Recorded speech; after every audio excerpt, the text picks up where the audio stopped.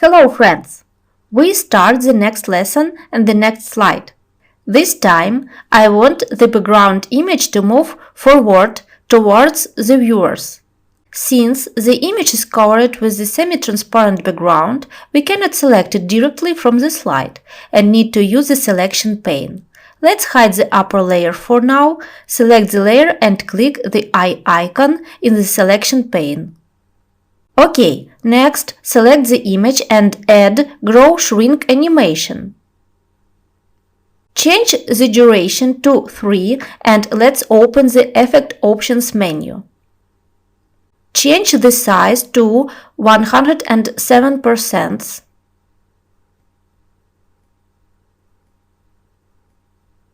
Yes, I like it. Now we can bring back our semi-transparent background and animate it.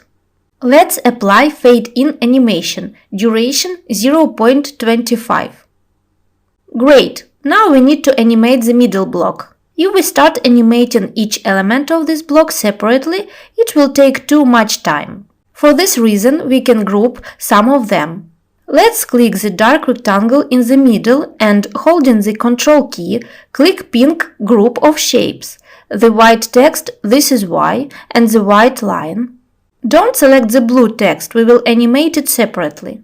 Press Ctrl G to group the selected shapes. After we grouped the shapes, our blue text turned out to be covered with the rest elements. Select it and bring to front to reveal it.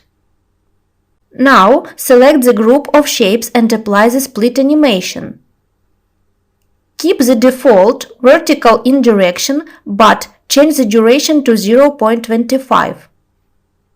Next, we need to animate the blue text in the center. I think we can apply the same animation effect as for the previous group. Select the grouped shapes, click the Animation Painter and click the blue text. But to make it more attractive, we can change the direction to vertical out. Good, we finished with the animation of the content of the slide. Now it is time for opening and transition. Copy-paste the gray rectangle from the previous slide. Align it and let's change its animation. Select the shape and apply the exit animation split. Direction vertical out. Duration 0.25. Also, we need to move it on top of the animation pane above the rest animations. And next is the transition. Let's add the new rectangle.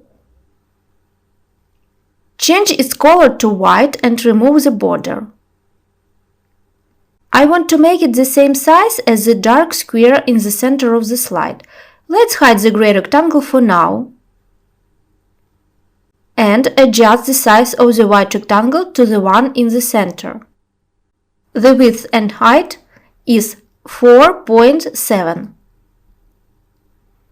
We can enable back the gray rectangle. And let's animate the white one. Apply the fade-in animation and change its duration to 0.01. And we need to add one more animation. Click Add Animation and choose Grow Shrink. Duration 0.25. And let's open the Effects options to change the size to 400% so it covers the entire slide. Finally, select all animations and make them start with previous. As for the timing, first two animations start at 0. The next one at 0.25, next 0.5, and the next at 0.75. So they appear one after another.